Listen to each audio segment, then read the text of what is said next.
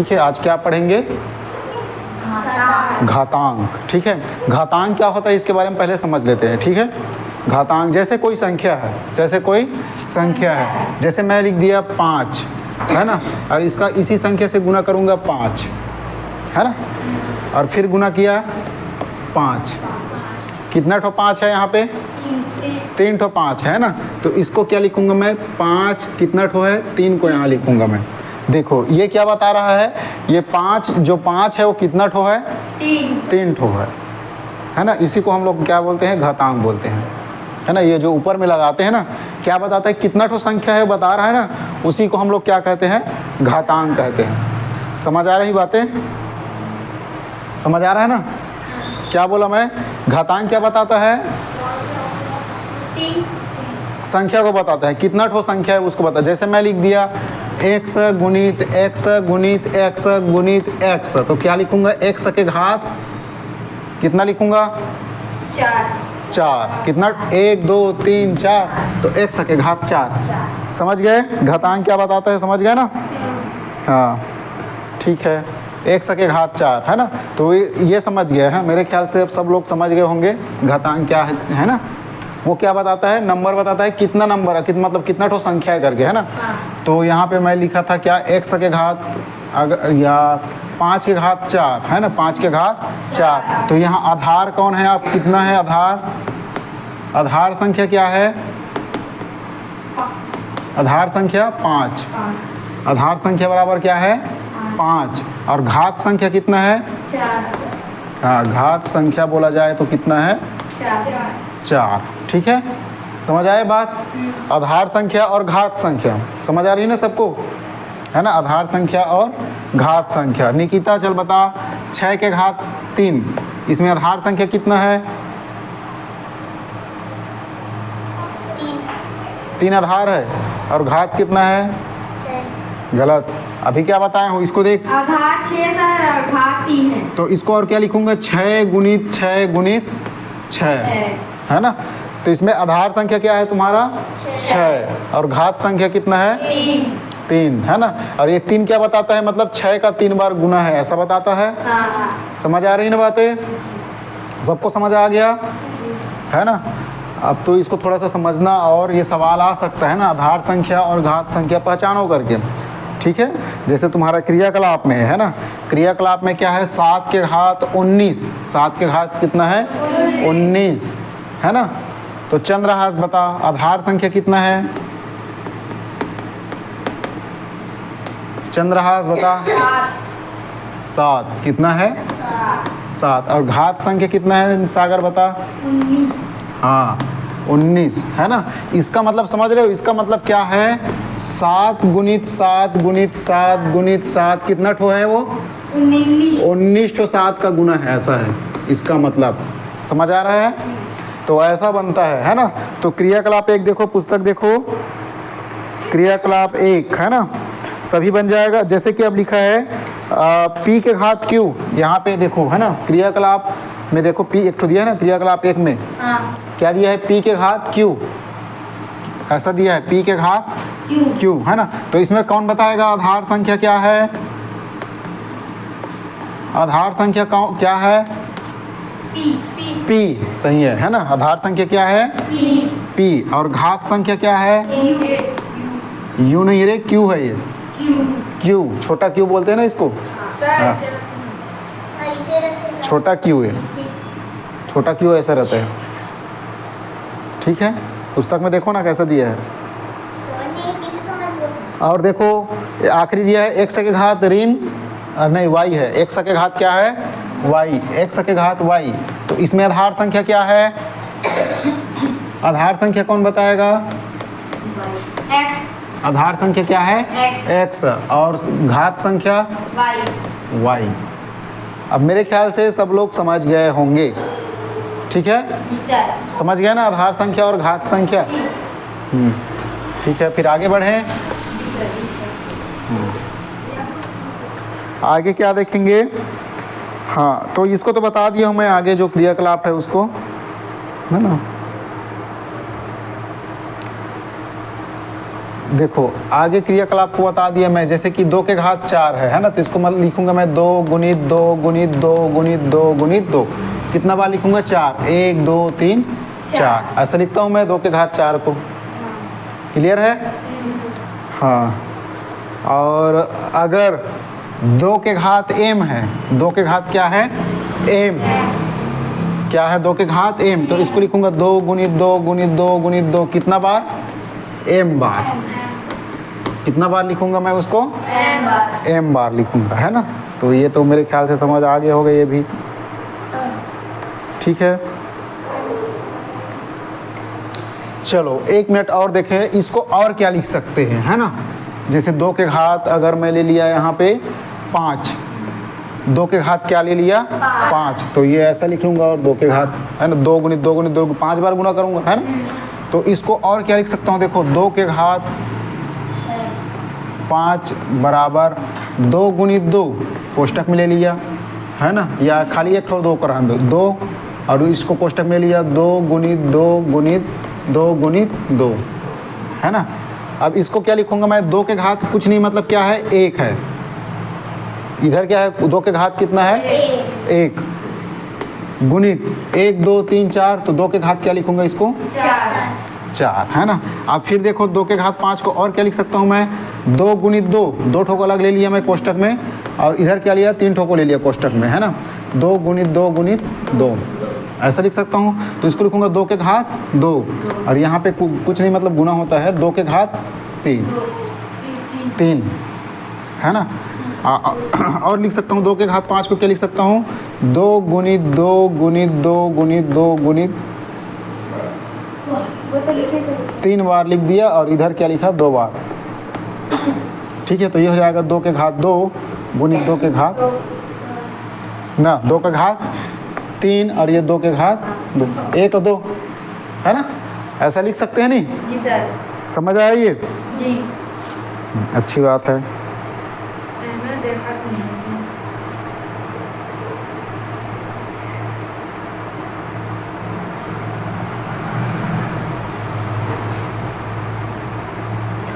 अब मैं तुम लोग को एक तो सवाल दे रहा हूँ, है ना, ध्यान देना।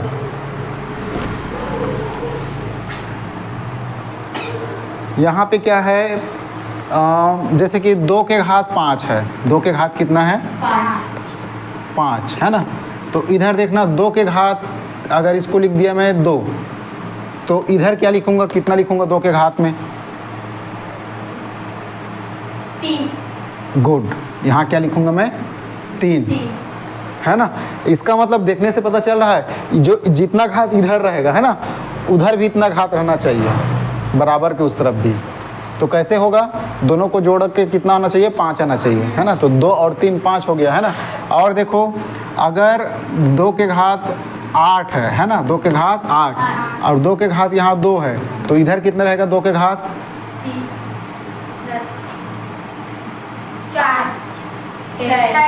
6 रहेगा, 2 के घात कितना रहेगा 6, तो 6 2 8 होगा। समझ आ रहा ना ये? जी सर। हाँ। तो अब सवाल में आते हैं, क्या दिया है x के घात 5, क्या दिया है x के घात 5 बराबर x के घात क्या दिया है 3, गुणित यहाँ पे x के घात कितना आएगा, फिर यहाँ पे कितना आएगा 2, गुड, यहाँ पे कितना आएगा 2, ऐसा बनाना है इसको, है ना। जो तो ये डब्बा भर सकते हो ना जो दिया है पुस्तक में, वही है क्या सर? हाँ ये पुस्तक में दिया है उसको भर सकते हो ना। जी सर। स्कूल में पढ़ा दिया है क्या इसको? नहीं पढ़ाया ना। चलो चलो इधर देखो, है ना। अब 1 मिनट और देखो, है ना। अगर 2 के घात 5 गुणित 2 के घात 3 ऐसा सवाल पूछेगा, है ना, तो इसको क्या करना तुम लोग, जब आधार समान है, नीचे वाले को क्या कहता हूँ मैं आधार, नीचे वाले को क्या कहते हैं आधार, और जब आधार समान होता है तो घात क्या होता है जुड़ जाता है। ऊपर क्या कहलाता है घात, ऊपर क्या कहलाता है घात, और जो नीचे वाला क्या कहलाता है आधार। तो आधार अगर सेम रहेगा, है ना, अगर समान रहेगा तो घात क्या होता है जुड़ जाता है। तो घात क्या है 5 धन 3 ऐसा लिखूंगा, तो 5 3 कितना हो जाएगा 8। समझ आए बात? अगर आधार समान होता है तो आधार को एक बार लिखूंगा और घात को जोड़ दूंगा, बस यही उसका आंसर होगा। 5 3 8। और देखते हैं, है ना, और देखते हैं जैसे x के घात 3 है गुणित x के घात 4 है ना, तो इसको क्या लिखूंगा मैं, x के घात 3 धन 4। ठीक है, तो कितना होगा, x के घात कितना होगा, 7 4 3 7। ठीक है, समझ आ रहा है ना। इसमें भी देखो आधार क्या है, समान है, तो आधार समान होता है तो घात का होते जुड़ जाते, आधार समान होता है तो क्या होता है, घात जुड़ जाता है ना। एक ठो और देखे,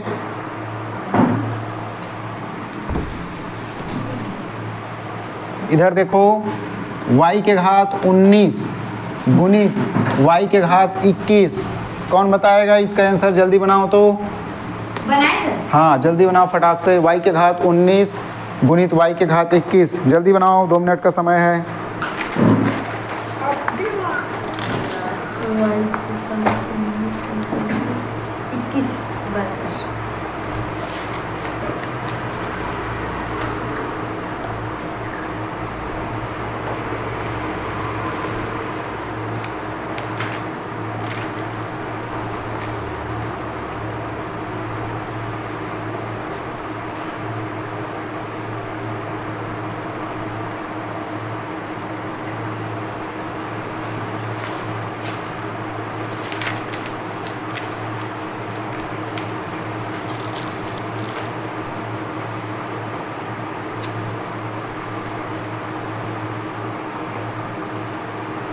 कितना आया, 40। कितना आया, 40। क्या 40 आया, कैसे लिखोगे 40 को, कैसे लिखोगे, y के घात 40 बोलते हैं उसको, क्या लिखूंगा, y के घात 40, ये आंसर है। ठीक है, समझ गए। जी सर। हाँ, अब जैसे कि मैं एक ठो लिख रहा हूँ, है ना, x के घात m गुणित x के घात n। ठीक है, x के घात m गुणित x के घात n, दोनों का आधार समान है, दोनों का क्या है, आधार समान है, तो घात क्या होता है, आपस में जुड़ जाता है। तो इसका घात क्या है, m, और इसका घात क्या है, n, है ना। तो अब तक इतना ऐसा क्यों कर रहा था, इसी के लिए कर रहा था, यही मेरा पहला नियम है, इसी को याद करना है तुम लोग को, यही मेरा क्या है, पहला नियम है, और इसी को याद करना है। समझ आ रहा है बात, यही हमारा क्या है, पहला नियम है, मोस्ट इम्पॉर्टेंट नियम, पहला नियम। ठीक है, इसको हमें क्या करना है, याद करना है। ठीक है, याद हो जाएगा ना ये। जी। क्या होता है, x के घात m गुणित x के घात n बराबर क्या होता है, x के घात m धन n। इसको कैसे पढ़ूंगा, अगर दोनों का आधार समान होता है तो घात क्या होता है, आपस में जुड़ जाता है ना। यही हमारा घातांक का पहला नियम है। ठीक है, तो अभी यहाँ से सवाल बना सकते हो आप लोग। अब एक और सवाल देखते हैं। ठीक है,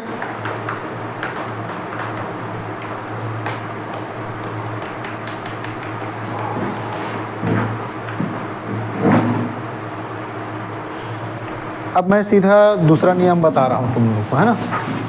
एक ठो नियम देखो, दूसरा नियम,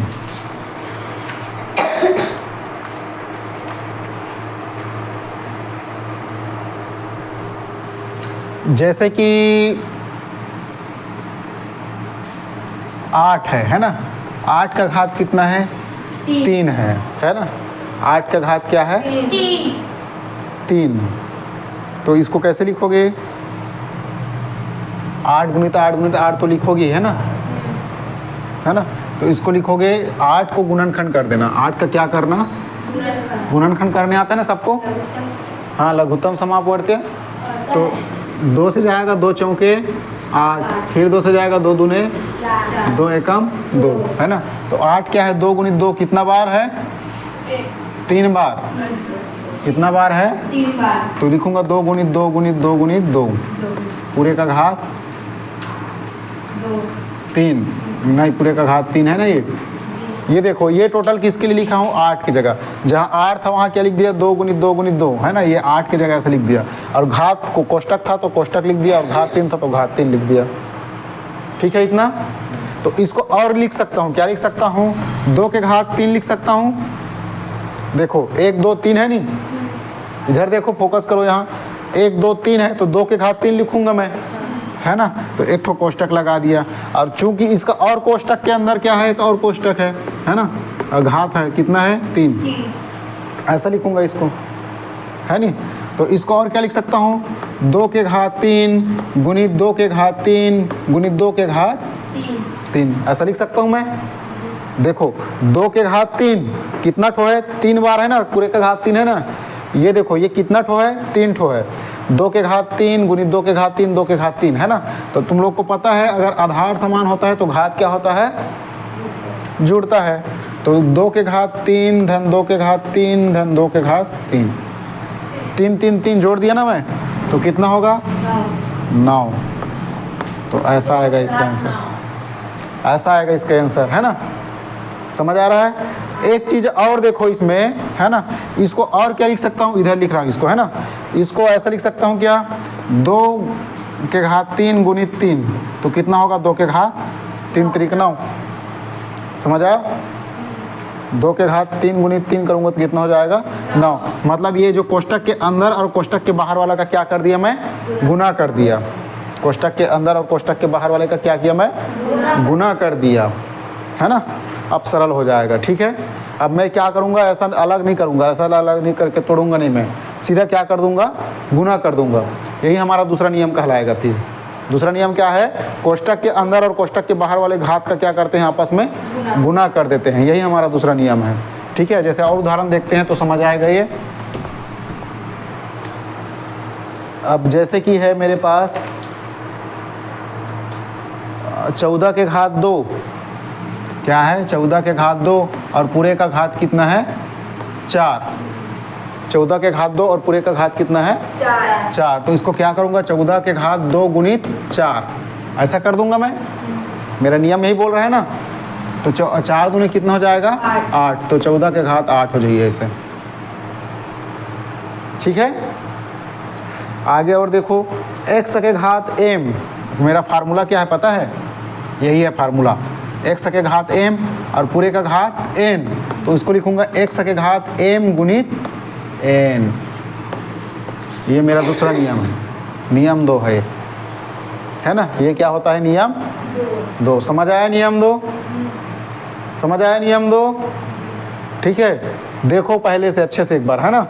क्या बोलता है, x के घात m गुणित n, है ना। अगर x के घात m कोष्टक के अंदर क्या है, x के घात m और कोष्टक के बाहर क्या है, घात n है ना। तो इन दोनों को क्या करता हूँ, आपस में गुना करता हूँ, जोड़ता नहीं हूँ, है ना। ये कोष्टक के अंदर और बाहर वाला क्या हो जाता है, गुना हो जाता है। एक और देख लो, अगर ये ऐसा है, x के घात m पूरे का घात n और एक और कोष्टक ले लिया मैं, इसके घात k ऐसा है ना, तो भी गुना हो जाएगा। कैसा हो जाएगा ये, x के घात m गुणित n, m गुणित n, और ये भी कोष्टक के अंदर ही है, बाहर ही है, तो ये भी k हो जाएगा ऐसा। और कोष्टक रहेगा, जैसे कि यहाँ पे j लिख दिया, है ना, तो गुना j ऐसा हो जाएगा, है ना। तो ऐसा गुना होते जाता है। कोष्टक के जो बाहर रहता है वो क्या होते जाता है, आपस में कोष्टक के अंदर वाले के साथ गुना होते जाता है, वो कंटिन्यू गुना होते जाएगा ऐसा। ठीक है। तो इस टाइप का सवाल भी बना सकते हो आप लोग, है ना। तो 2 क्रियाकलाप समझ आ गया ना, 2 नियम पता चल गया ना आप लोग को। प्रश्नावली सर। हाँ, अभी और बचा है, उसके बाद प्रश्नावली में जाएंगे। ठीक है। 3 ठो नियम देखेंगे, उसके बाद प्रश्नावली में हम लोग जाएंगे। ठीक है। तो चलो अब अपन लोग तीसरा नियम के लिए थोड़ा सा समझते हैं इसका आधार को, तीसरा नियम का आधार, है ना। अब जैसे कि क्या है, मेरे पास अभी तक एक ही आधार मान रहा था मैं, है ना। आधार क्या था, एक था। अब जैसे x और y है, क्या है, x और y है और पूरे का घात 2 है ना। अब इन दोनों के बीच कोई चिन्ह दिखाई दे रहा है क्या, अचर के बीच, सॉरी चर के बीच कोई चिन्ह है क्या, नहीं। जब कोई चिन्ह नहीं होता तो कौन सा चिन्ह होता है, गुना का। ध्यान देना, 2 चर राशि के बीच हमेशा कौन सा चिन्ह होता है? गुना का। अगर कोई चिन्ह दिखाई नहीं दे रहा है तब की बात है ना? तो इन दोनों के बीच में क्या है? गुना। तो इसको ऐसे लिख सकता हूँ x गुणित y, ऐसा लिख सकता हूँ ना मैं? जी सर। हाँ, तो देखो ये x अलग है और y अलग है, अलग अलग है नहीं दोनों, है ना? तो इसको और क्या लिख सकता हूँ मैं? x के घात 2 गुणित y के घात 2। ये जो घात है ना वो दोनों बार हरे, एक बर नो हरे, ठीक है? ये घात दोनों के लिए है, x के घात 2 और y के घात 2, ठीक है? समझ आ रहा है ना? तो ये दूसरा नियम, तीसरा नियम है यही, है ना? यही क्या है तुम्हारा? तीसरा नियम है, ठीक है? तो 3 नियम पढ़े तुम लोग, इसको लिख लेता हूँ मैं। जैसे लिखा है, अगर a और b के पूरे का घात क्या है? m है। a और b पूरे का घात क्या है? m है। तो इसको क्या लिखूंगा? a के घात m गुणित b के घात m। समझ आया तीनों नियम? जी सर। हाँ, फिर से मैं तीनों नियम को एक बार लिख लेता हूँ, तुम लोग कॉपी में नोट कर लेना फिर उसको, ठीक है? चलो, पहला नियम क्या था मेरा? गुना का नियम, है ना? है ना? कैसा था वो पहला नियम पता है ना? x के घात m गुणित x के घात n बराबर क्या है? x के घात m धन n। ये पहला नियम है। और दूसरा नियम क्या है? x के घात m पूरे का घात n बराबर होता है x के घात m गुणित n। और तीसरा नियम क्या था? है ना, उसी को x y लिख दो, x और y पूरे का घात m बराबर होता है x के घात m गुणित y के घात m, ठीक है? चलो नोट करो इसको। चलो, है ना? आप प्रश्नावली 6.1 किसमें आएंगे? प्रश्नावली 6.1 इससे संबंधित सवाल देखेंगे, है ना? पहला सवाल क्या है? 3 गुणित 3 गुणित 3 गुणित 3 क्या दिया है? 3 गुणित 3 गुणित 3 गुणित 3 गुणित 3। कौन बताएगा इसका आंसर?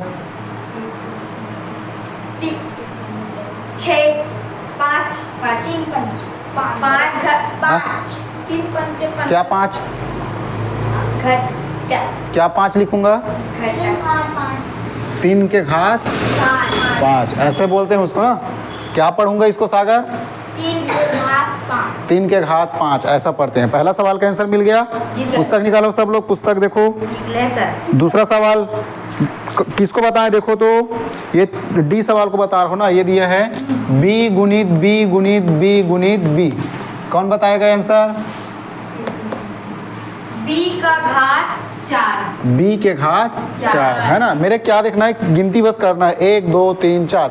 क्योंकि मेरा पहला नियम क्या होता है? अगर आधार समान है, मैं क्या जानता हूँ? अगर है ना, आधार समान है तो घात जुड़ता है करके एक्चुअल में, है ना? लेकिन मेरे को ये भी पता है कि क्या पता है? क्या पता है तुम लोग को? अगर कुछ पता नहीं है तो इधर देखो, है ना? ये क्या है? कुछ नहीं, घात मतलब 1 है। ये भी कुछ नहीं, मतलब 1 है। 1 1 कितना ठो है? 1 2 3 4, है ना? तो जुड़ जाएगा 1 धन 1 धन 1 धन 1, कितना आएगा? 4 आएगा, है ना? और ये भी पता है तुम लोग को, अगर कोई संख्या के घात 4 है मतलब उसका 4 बार गुना होता है। कितना बार गुना होता है? 4 बार। तो उसी के आधार पे है ये तुम्हारा पहला सवाल, है ना? ये ऐसा है, मतलब इसका 4 बार गुना है तो इसको घात के रूप में ऐसे लिखते हैं, यही है। तो पहला दूसरा मतलब पहला का चारों बन जाएगा ना, ABCD। देखो पुस्तक देखो, प्रश्नावली 6.1 6.1 देख, सबो बन जाई। देखो कौन से नहीं बने, तुम लोग भी देखो, बन जाई ना?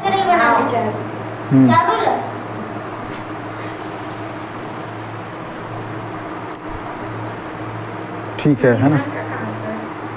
नहीं हो तो बन जाएगा, इसमें लिखने की ज़रूरत नहीं है, बना लेना तुम लोग। दूसरा, निम्नलिखित को गुणनखंडों में जोड़कर।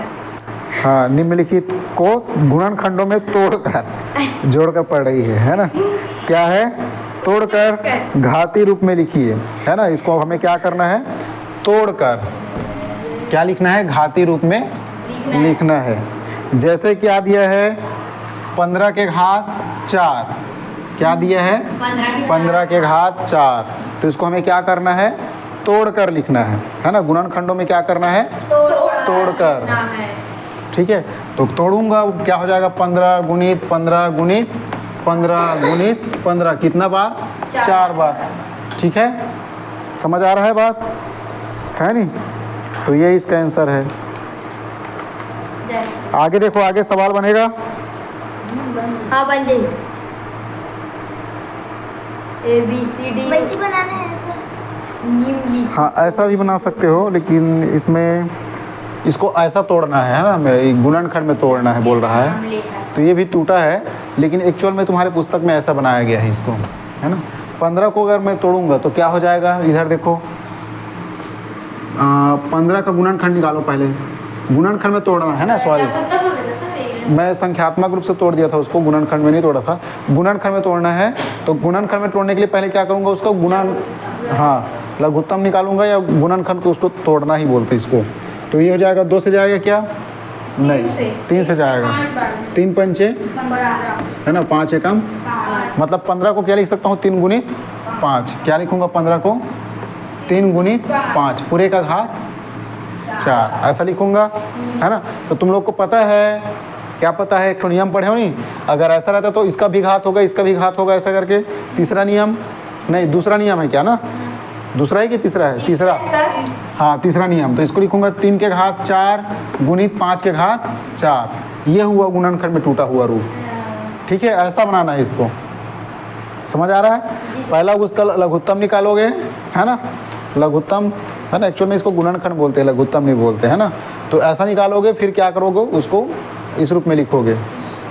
ठीक है, चलो आगे किसको बताए? 51, जैसे कि 51 के घात 3 है ना। सी नंबर देखो, सी नंबर में क्या है? 51 के घात 3। हाँ, 51 के घात 3। तो 51 किससे टूटेगा रे? 51 को तोड़ो, 2 से जाएगा क्या? 3 से जाएगा ना, 3 से जाएगा ये, है ना। 3 एकम 3, 3 सत्ते 21 होगा ना।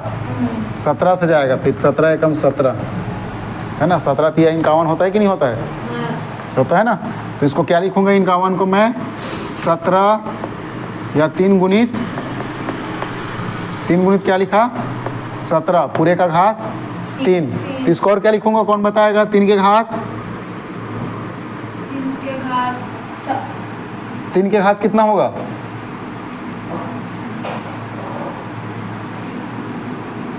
17। कहाँ है तुम लोग का दिमाग?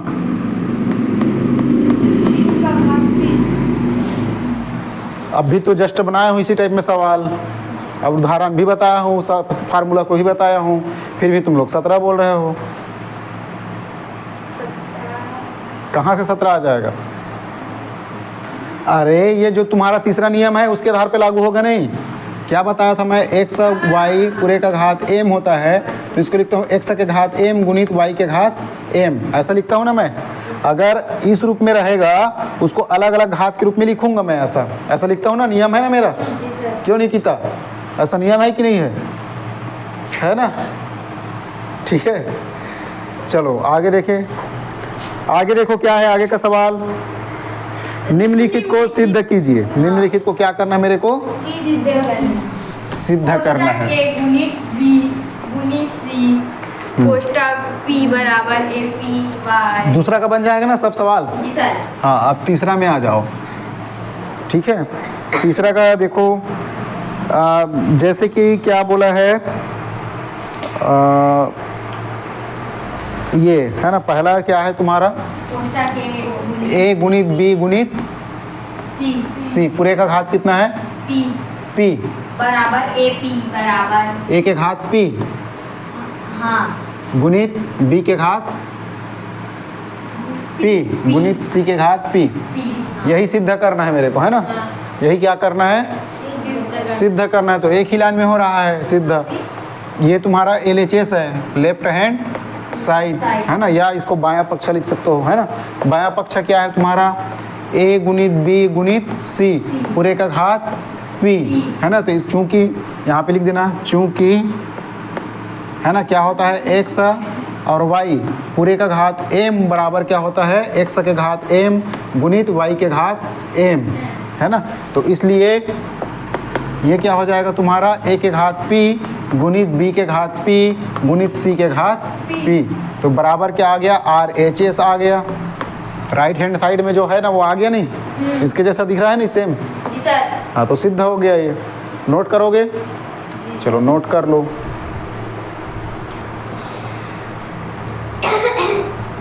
ठीक है, तीसरा का अपना सवाल है सी नंबर का सवाल। क्या है बताओ तो? सी का 616 है ना। हाँ 616 के घात 9 9 बराबर बराबर 7 7। 9 हाँ गुणित 8 घात 9 हाँ गुणित 11 घात 9। ऐसा है ना। तो इसका सबसे पहले गुणनखंड निकाल लो, इसका 616 का, है ना। यही मेन है गुणनखंड निकालना, फिर ये सरल है ना। तो इसको देखो, 2 से जाएगा 2 तिया 6, है ना, 2 तिया 6, एक बचा है नहीं बचा है ना। तो 2 शून्य 0, 2 अट्ठे 16। फिर 2 से जाएगा 2 एकम 2, 2 पंचे, इधर ध्यान दो, 2 पंचे 10, 2 चौके 8। फिर 2 से जाएगा 2 सत्ते और 2 सत्ते 14, है ना। फिर 7 से जाएगा 7 एकम 7, 7 एकम 7। अब फिर किससे जाएगा? 11 से जाएगा, 11 एकम 11। ठीक है, तो फिर इसको लिखूंगा मैं LHS क्या है, 616 पूरे का घात 9। तो इसको क्या लिखूंगा मैं, क्या आया है मेरा? 2 गुणित 2 गुणित 2 7 गुणित 7 गुणित 11 पूरे का घात कितना है? 9। ऐसा है, जी सर। है ना। तो इसको गुना कर सकते हो, क्योंकि मेरे क्या लाना है, 8 के घात 9 लाना है, इसलिए इसको गुना कर दो, है ना। 2 दूने 4 दूने 8 हो जाएगा, ये गुना करूँगा तो कितना हो जाएगा? 8 के घात 9। 2 नहीं रुक जाओ, 8 गुणित 7 गुणित 11 पूरे का घात 9, ऐसा लिखूंगा मैं, है ना। इसको और लाइन से जमा के लिख दो। कैसे? 7 गुणित 8 गुणित 11 पूरे का घात 9। अब तुमको पता है नहीं वही वाला नियम, x y पूरे का घात m क्या होता है? x के घात m गुणित y के घात m, यही होता है ना, यही होता है ना नियम, जी सर। है ना। इसको अंदर कर दो, फिर ये घात को 7 के घात 9 हो जाएगा गुणित 8 के घात 9 हो जाएगा गुणित 11 के घात 9 हो जाएगा। यही तुम्हारा क्या है? RHS है ना, यही आंसर है नहीं, राइट हैंड साइड में ही आना।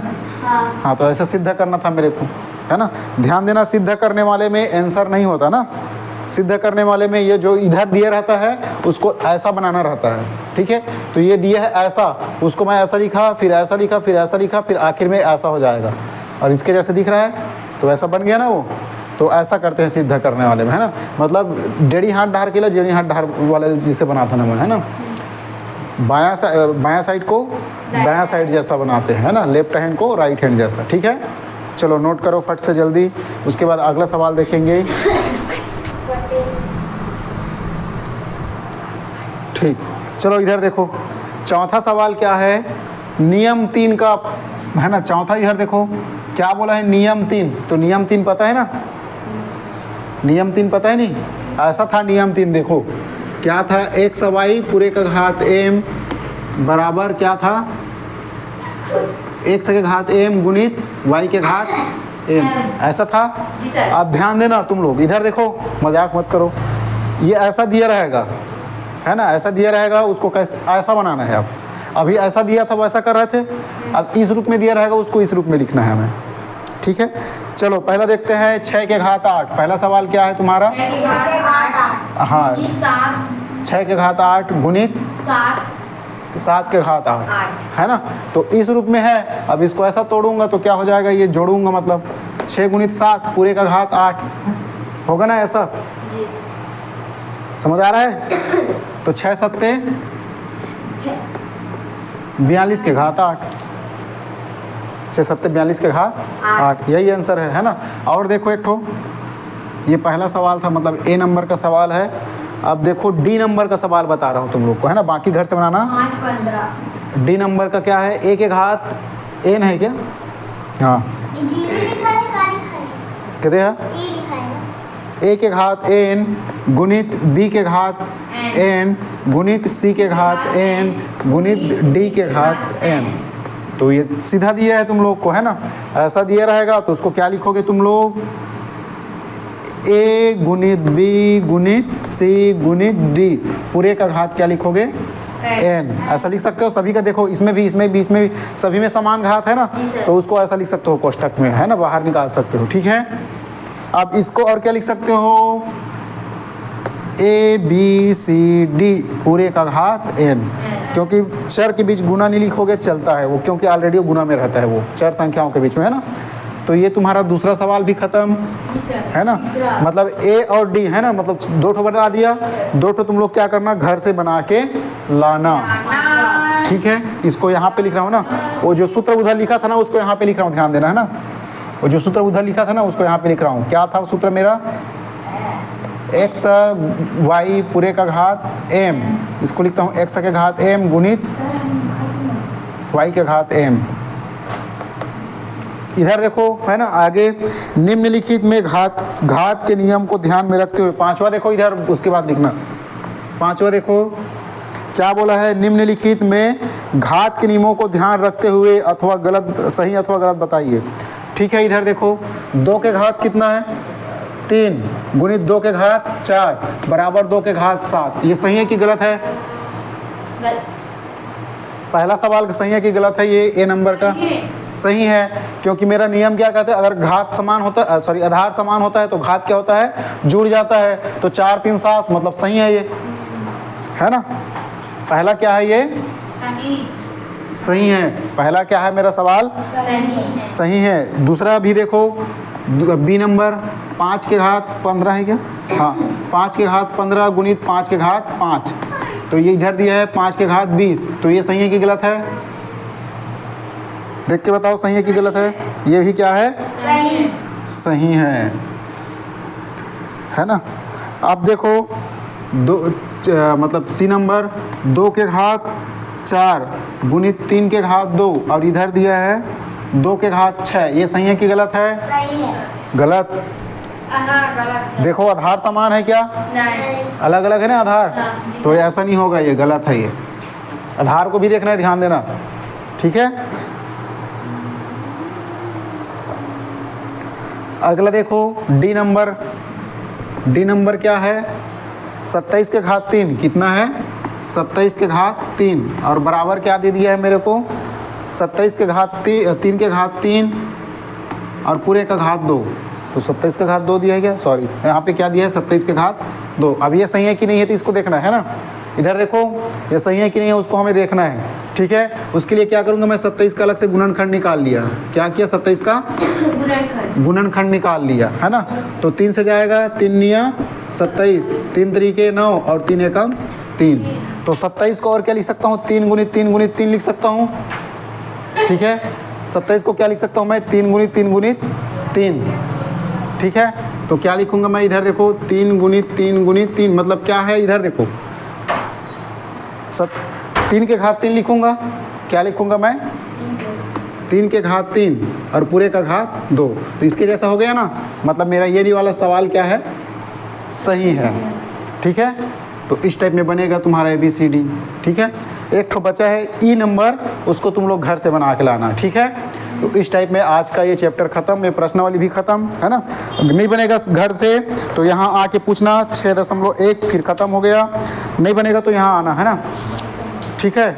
यहाँ आके क्या करना? कल पूछना, ठीक है।